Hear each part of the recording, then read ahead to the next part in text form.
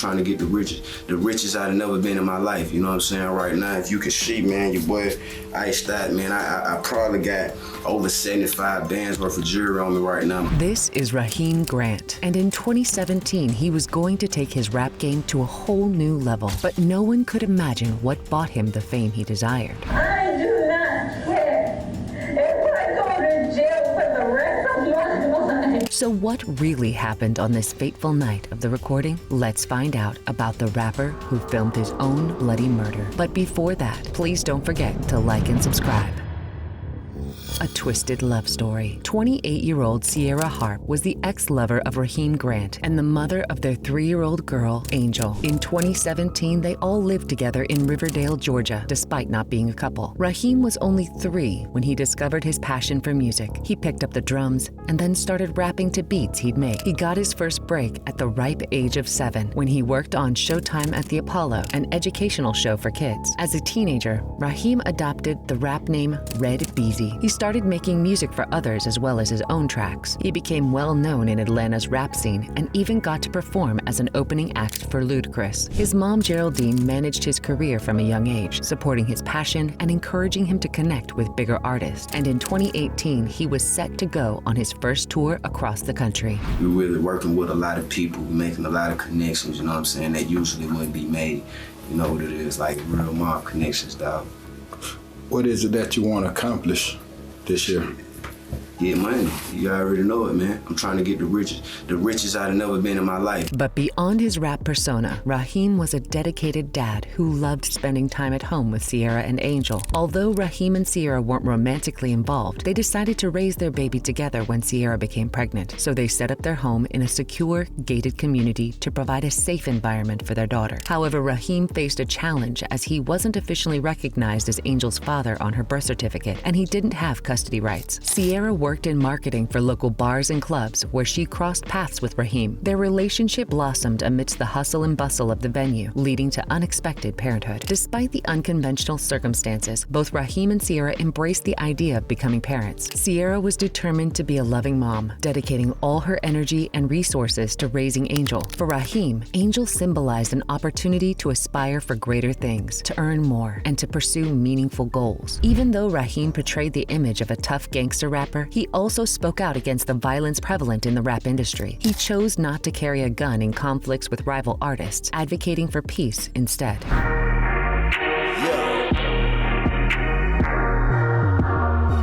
You can roll the dice, but don't bow, cause you gambling with so light. But Raheem's life was like a story with 2 different sides. Sometimes he advocated peace, which made people believe he was above the rap scene. But other times, he got caught up in conflicts like many other rappers do, trying to get attention online. One day, he told his mom he was afraid for his life, worried he might not make it to 30 due to the conflicts. On December 29, 2017, late at night, police broke into Raheem's home where he lived with his family. They found Raheem dead, with his face down in one of his home corridors. He had 3 gunshot wounds. He was only 28, just like he had feared. His mom was devastated to hear what happened, especially after he had confided in her about his fears.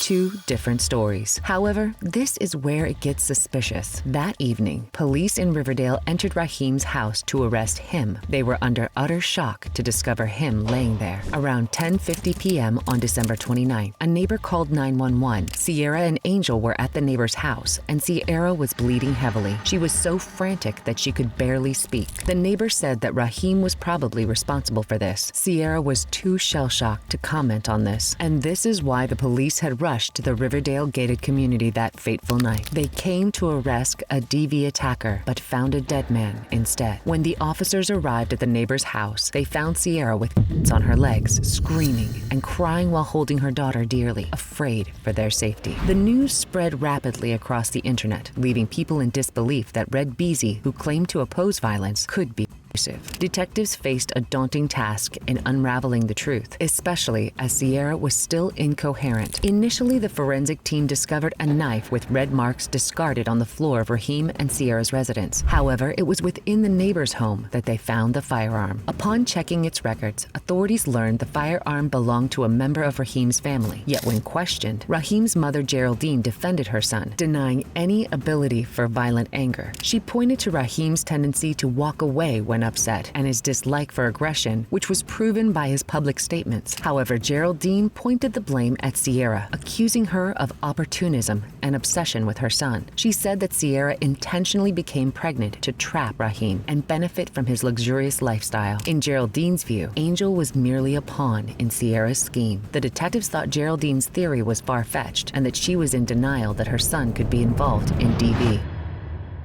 Silly Sierra and the recording. Sierra was treated at the hospital as a victim, as all her wounds lined up as being defensive wounds. She was immediately cleared as a suspect, but detectives did have to speak to her. She was uncontrollably drunk on that night, so drunk that she was fighting off the hospital staff. As she remained hospitalized, Sierra told the detectives that the night of December 29th was a blur for her. The only thing she could allegedly remember was that Raheem started taking Xanax and alcohol while she cooked. She pleaded with him not to mix substances, knowing it often turned ugly. But as usual, he ignored her and grew angry at her attempts to control him. His anger escalated into violence, and he started to physically assault her. That's when a knife slipped out of Sierra's ankle holster. Why she had a knife strapped onto herself at home with an infant is a question for another time. According to Sierra, Raheem picked up the knife and began to jab her with it. Terrified for her life, she reached for Raheem's firearm and fired until he could no longer harm her. It then dawned on her that baby Angel saw everything. All Sierra could think to do was grab Angel and run out. The rest of the night, she said, was a haze, and she did not even remember getting hospitalized. Detectives then updated Sierra on Raheem's autopsy. The findings were oddly not aligning with her account of the night. It was not looking good for her. He had 7 gunshot wounds and several small hits to his face. The worst attack seemed to happen after he had already passed and fallen to the ground. It was a gun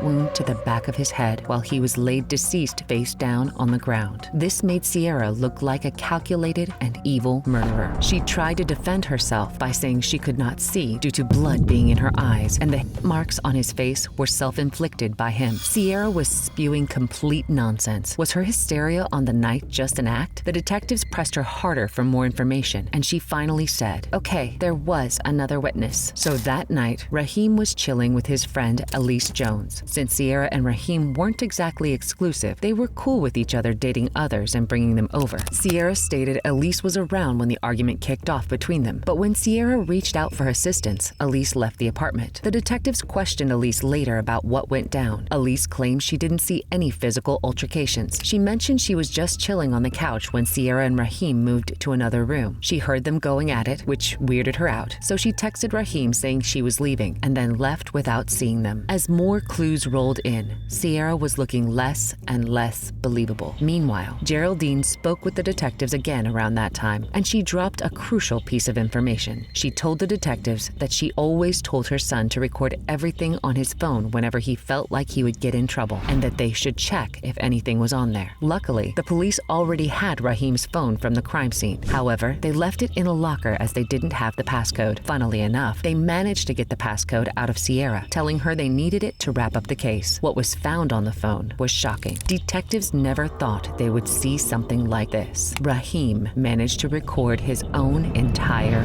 murder.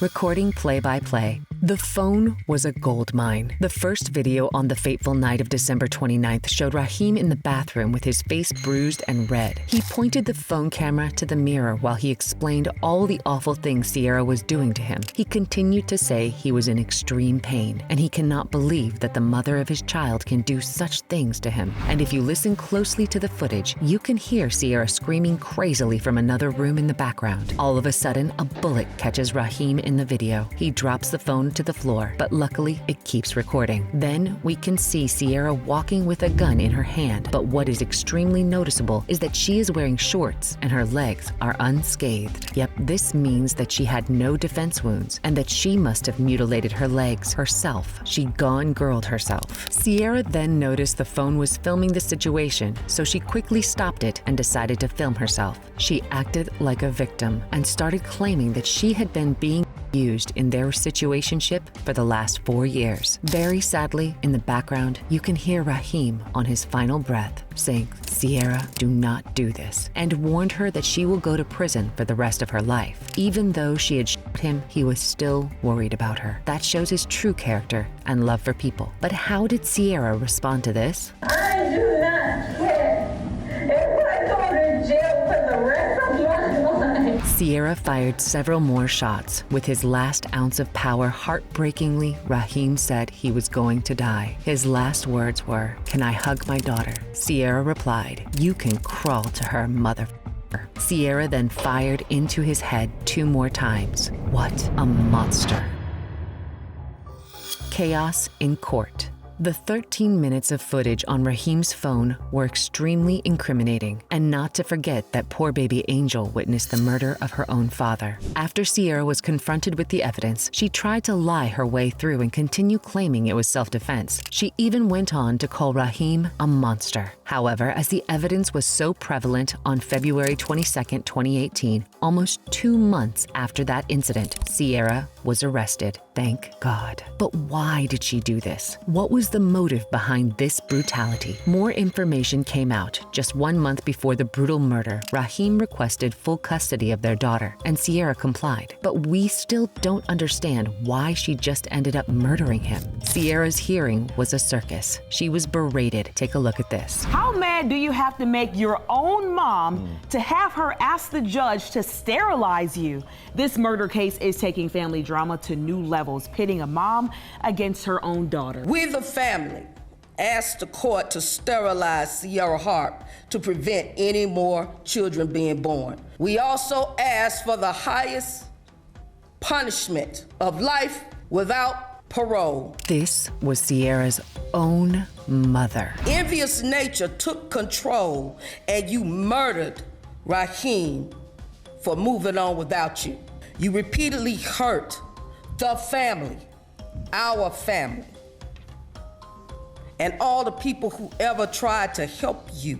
Apparently, since Sierra was young, she displayed behaviors of anti-socialism and evilness towards all who loved her. Despite her mother trying for years to help her, she continued to grow into a monster. As Sierra listened to her mom in pain, she started swearing at her. No light behind her evil eyes. You reveled in disrespect, foolery, and ignorance.